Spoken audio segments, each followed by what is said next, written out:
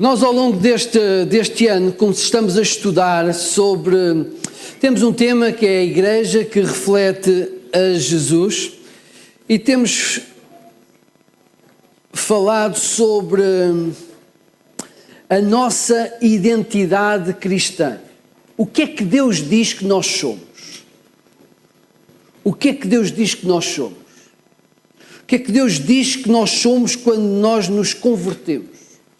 E nós podemos encontrar nas Escrituras que uma das coisas que Deus diz que nós somos justificados, somos justos em Cristo. Aliás, um versículo que nós vamos ler hoje diz mesmo que os justos são salvos. Então, nós somos salvos. Outra das afirmações que nós vemos nas Escrituras é que nós somos santos. Somos santos. E lá, por exemplo, 1 Pedro 2 diz-nos que 2,9 diz que somos nação santa, nação separada para a glória de Deus. Agora, o que é que isso tem a ver com a nossa vida diária? O que é que a justiça de Deus tem a ver com o seu dia-a-dia? O que é que a santidade de Deus tem a ver com o seu dia-a-dia, com a sua semana? De que forma é que nós somos justos? Ou de que forma é que nós somos santos quando saímos estas portas? Na nossa casa, no nosso emprego? De que forma é que vivemos isso? O que é viver a santidade de Deus? O que é ter uma vida santa? O que é resplandecer a justiça de Cristo? Nós habitualmente dizemos que a salvação vem pela graça ou pelas obras? Têm a certeza? Salvação é pela graça? Ou pelas obras? Então hoje vou-vos provar que é pelas obras. Mas não me despeçam ainda, guardem pelo final da mensagem. Está bem? Então, hoje vou mostrar que é pelas obras. Ok? Alguém que esteja a ouvir isto pela internet já desligou o... Não, vamos lá chegar, vamos perceber que não é pelas obras, mas vamos ver que as obras têm um grande peso nisso. Abram, por favor, as vossas Bíblias em Mateus capítulo 25. E nós vamos analisar aqui uma parábola, quem chama parábola das ovelhas e dos bodes.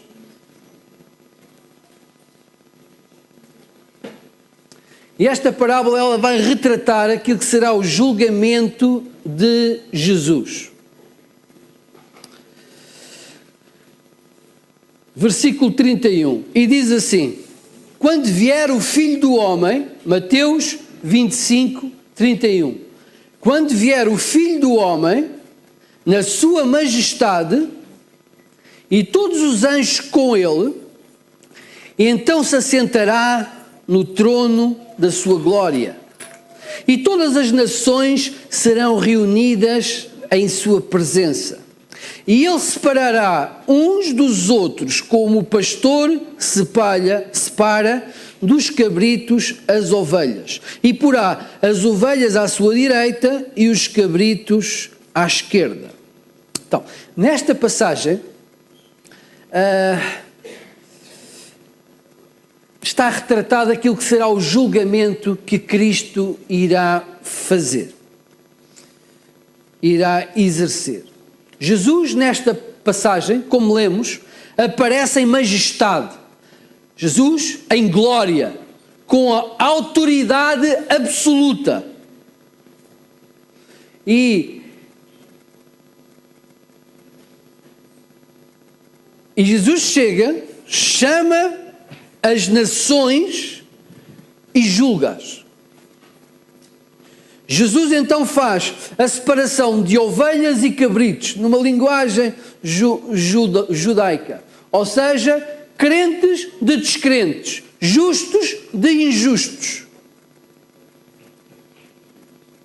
Mas o que é estranho nesta passagem é os versículos seguintes, porque Jesus, o rei que vem em glória, o juiz que vem em glória com a autoridade absoluta, Ele vai julgar pelas obras. Ok? Vamos ver então. Jesus vai julgar segundo as obras. Vamos então ver. Versículo 34.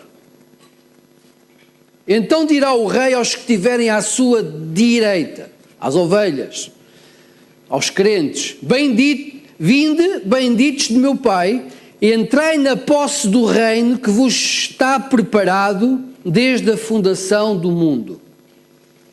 Porque tive fome e me destes de comer, tive sede e me destes de beber, era forasteiro e me hospedastes, estava nu e me vestistes, enfermo e me visitastes, preso e fostes ver-me.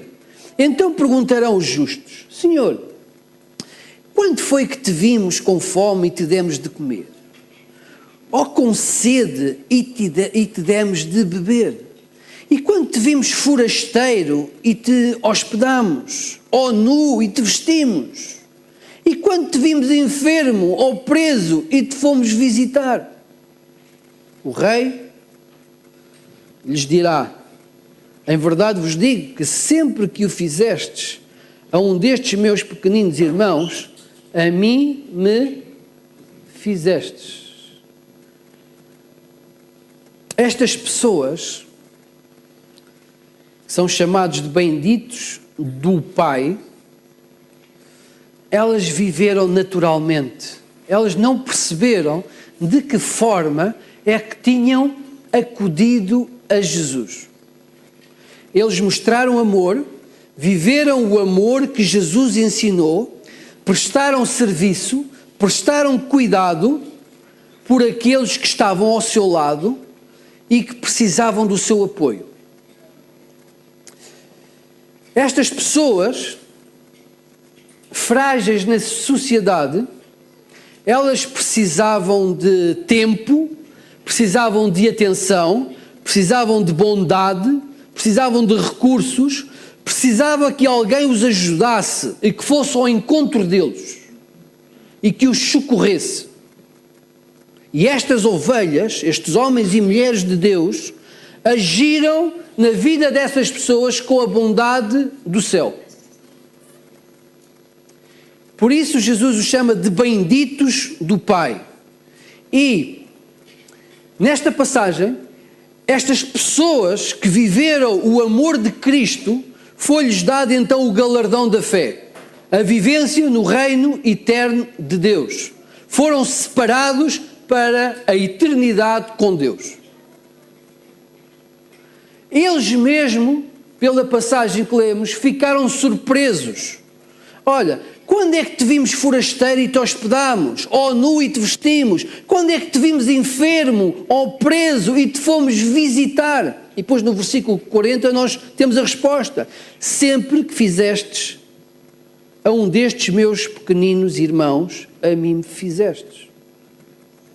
Então, quando agistes com amor e cuidado por quem precisava, era a mim que estavas a cuidar.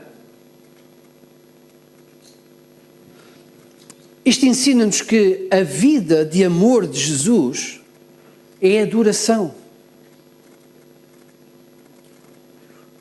Deus agrada-se quando os seus vivem em amor, em cuidado com as outras pessoas. Os da esquerda, aqui são chamados de cabritos, os descrentes, então iriam para o castigo eterno. Não para o reino eterno com Deus, mas para o castigo eterno.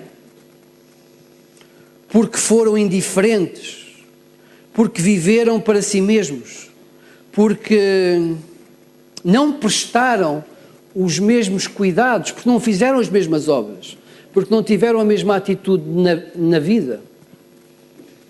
Não viveram o amor, viveram para si mesmos. Vejam o versículo 45. Então ouviram Jesus a dizer: em verdade vos digo que sempre que os deixaste de fazer, que o deixaste de fazer a um destes mais pequeninos, a mim deixaste de fazer. E irão estes para o castigo eterno, porém os justos para a vida eterna. Então, fica claro, nesta parábola, o julgamento parece ser feito pelas obras. Será isto?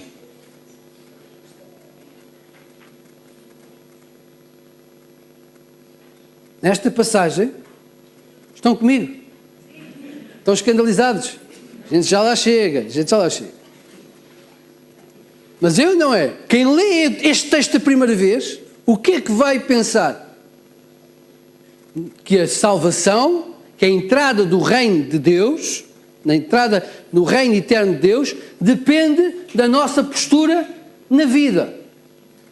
E depende, até certo ponto. Obviamente, para descanso dos irmãos, esta passagem não ensina a salvação pelas obras. Não é pelas nossas obras, não é pela nossa bondade que nós conquistamos o reino dos céus. Mas esta passagem demonstra que os justos, os benditos do Pai, têm um estilo de vida que reflete o amor de Jesus. Os justos vivem da mesma forma que o seu mestre. Procuram ter uma vida semelhante à de Jesus. Na vida de Jesus vemos que por onde ele passava, ele estava atento às pessoas e ele procurava socorrê-las. Podia ser transformar água em vinho num casamento em que o vinho faltou. Podia ser curar um paralítico ou defender uma mulher que tinha sido apanhada em adultério.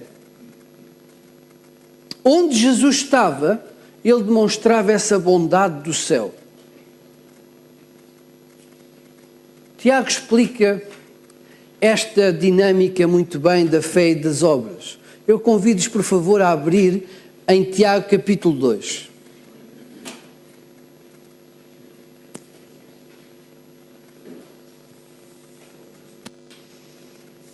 Tiago capítulo 2, versículo 14.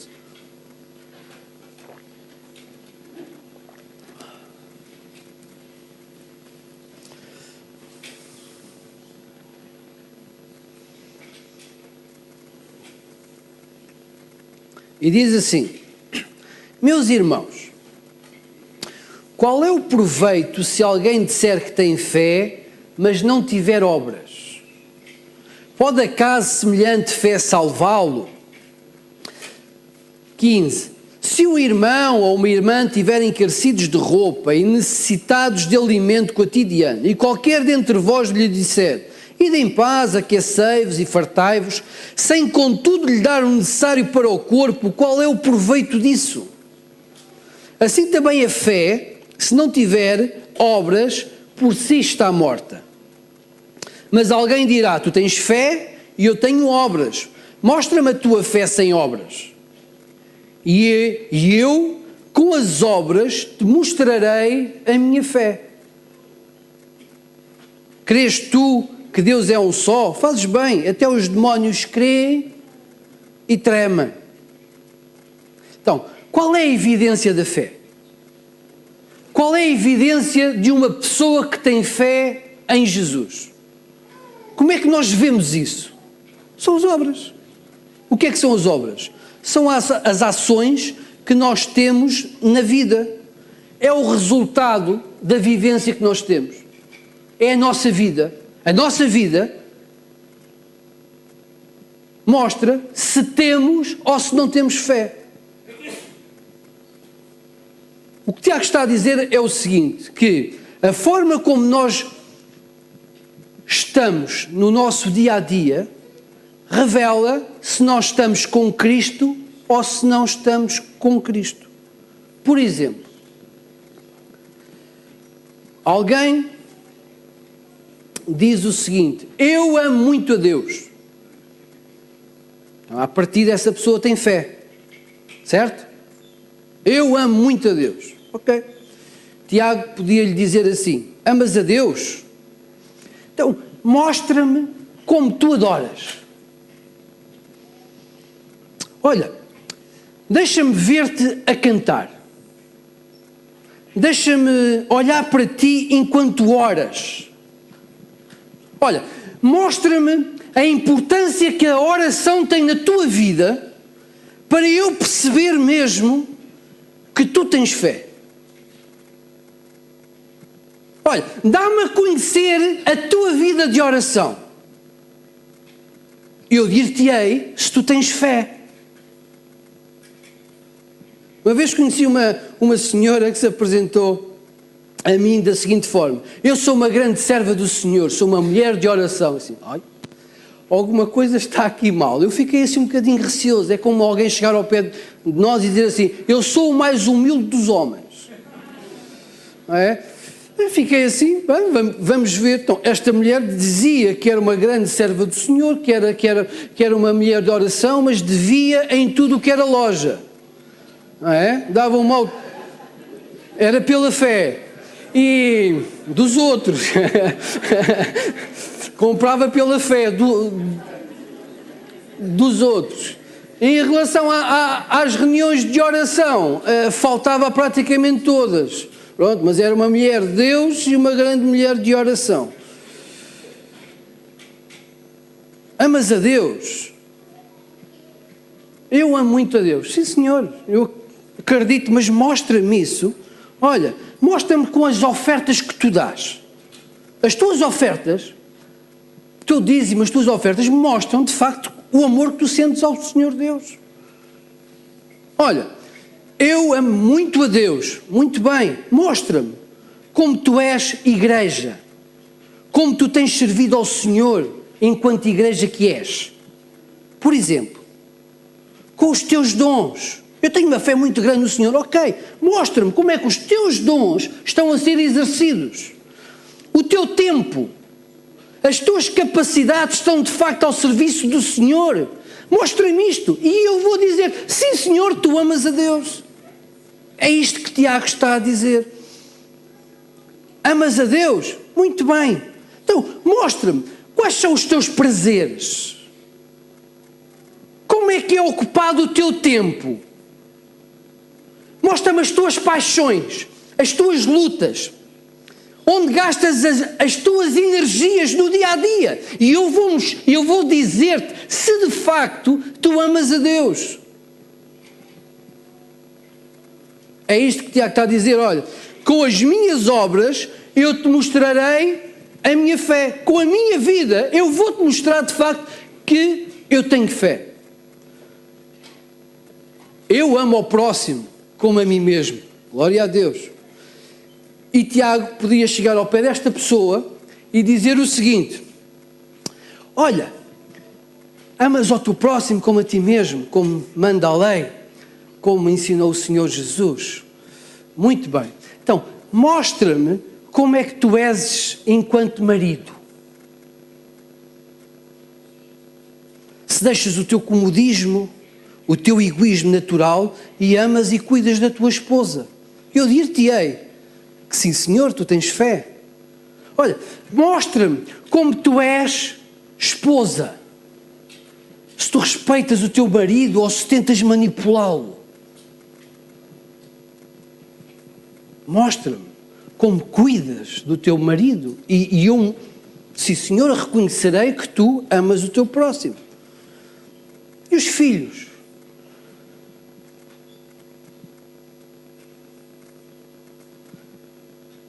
Obedeces aos teus pais porque tem que ser ou porque desejas honrá-los? Na tua relação com os teus pais eu vou saber a tua fé. Se a tua fé é verdadeira ou se não é verdadeira. Mostra-me como és enquanto filho. Se procuras honrá-los ou se és indiferente. Eu te mostrarei e eu reconhecerei a tua fé. Olha, amas o teu próximo, fazes bem, mas conta-me, Como é o teu relacionamento com o teu vizinho, aquele vizinho chato lá do prédio?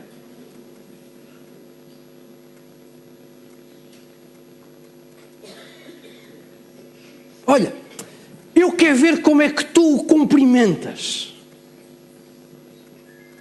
Eu quero ver a tua atitude quando passas por ele nas escadas. E eu reconhecerei a tua fé.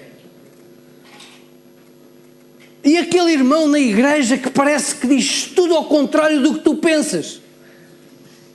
Que tem uma postura, normalmente, quando tu escolhes A, ele escolhe B. E é difícil relacionar-se porque são exatamente os opostos. Olha, como é que é o teu relacionamento com essa pessoa? É de indiferença. Procuras passar por um corredor diferente do dele, ignoras a sua presença, ou procuras manter um relacionamento são, cristão, que ama e que glorifica o Senhor Deus. Mostra-me a tua fé pelas tuas obras. É isto que Tiago está a dizer. Mostra-me como vives. Olha, mostra-me como falas, como sentes, como te relacionas com as pessoas, como estás atento às suas dificuldades, às tuas necessidades. Olha, mostra-me o teu dia-a-dia. E eu saberei se tu tens fé.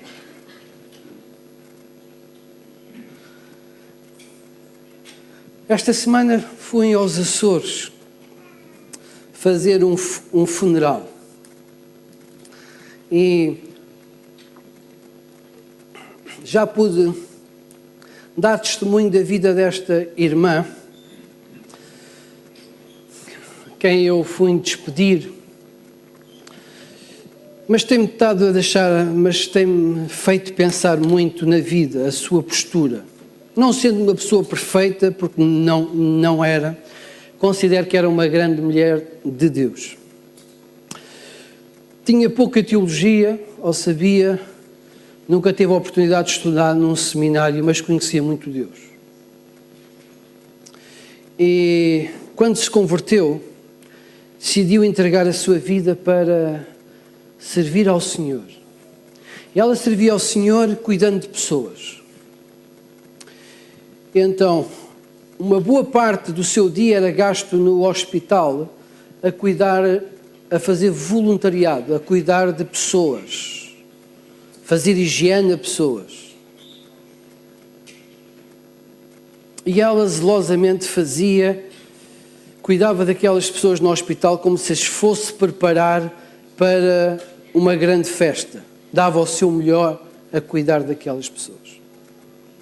Na sua casa, ela tinha um quarto que se tornou o quarto de hóspedes. De quem?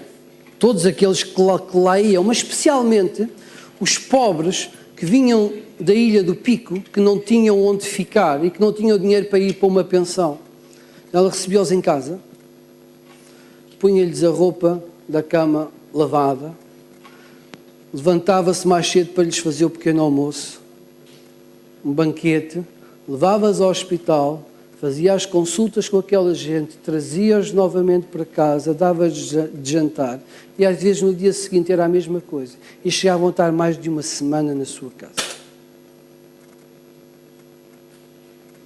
As roupas que chegavam, ela sabia que havia comunidades pobres na Ilha do Pico, então ela preparava as roupas, lavava-as, cozia-as, engomava-as, e as roupas saíam no barco para a outra ilha como se fossem para uma loja.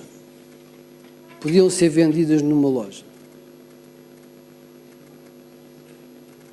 Tudo isto, esta mulher fazia porque estava a servir ao Senhor Deus.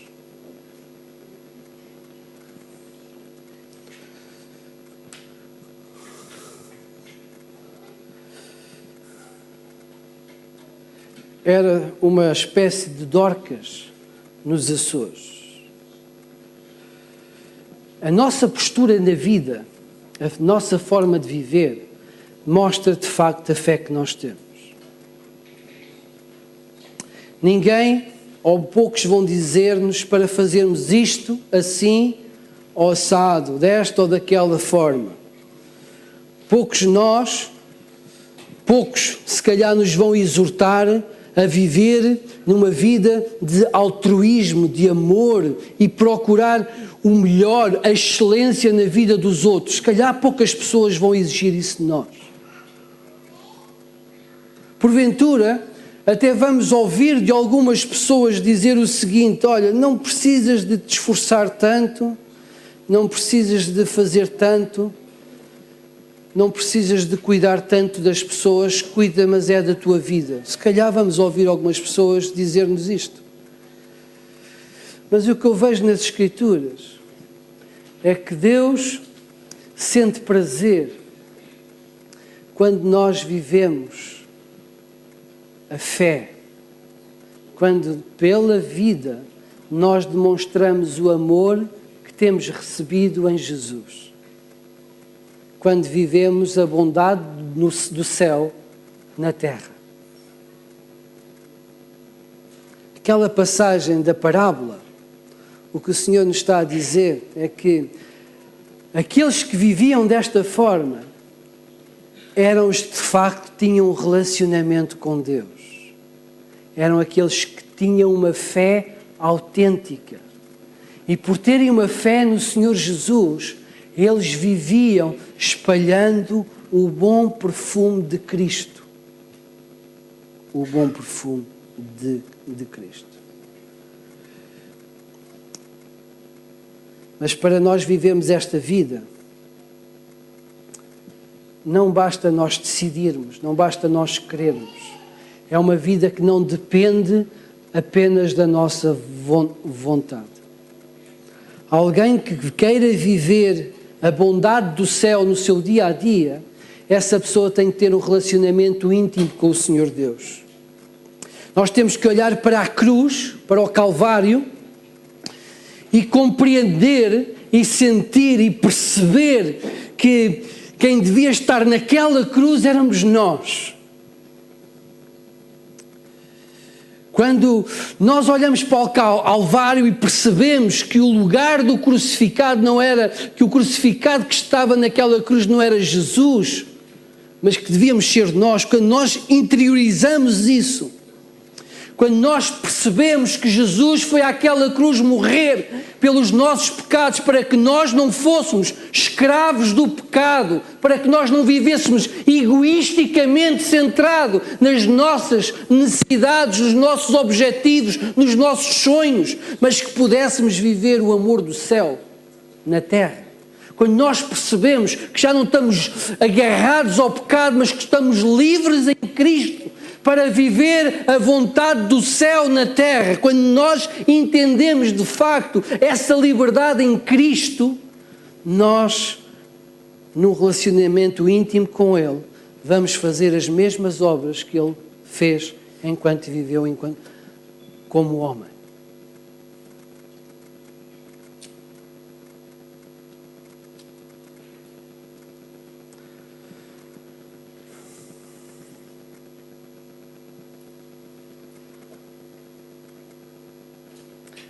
Imaginem que o Senhor Jesus vos chama hoje à sua presença. Não sabemos o dia da manhã. E Jesus te pergunta o seguinte: olha, o que é que fizeste com a vida que eu te dei?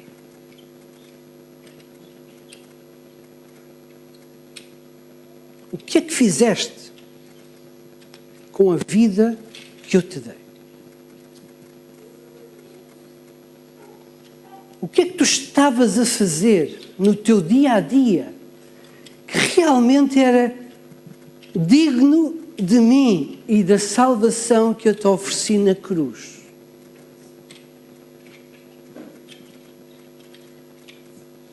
O que é que nós responderíamos? O que é que responderia? O que é que eu responderia a esta pergunta? Porque um dia estaremos diante do trono do Senhor e daremos contas da vida que nós levarmos.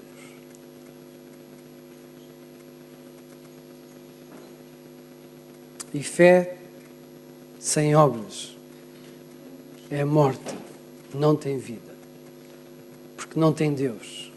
Salvação é pela graça, é verdade, mas os agraciados vivem imitando o Senhor Jesus, vivendo a bondade do céu no seu dia a dia. Às vezes andamos preocupados com as coisas urgentes e deixamos as coisas importantes para depois. E devemos nos preocupar também com as coisas eternas que de facto são importantes. Tesouros juntam-se aonde? No céu. Que Deus nos incomode. Amém?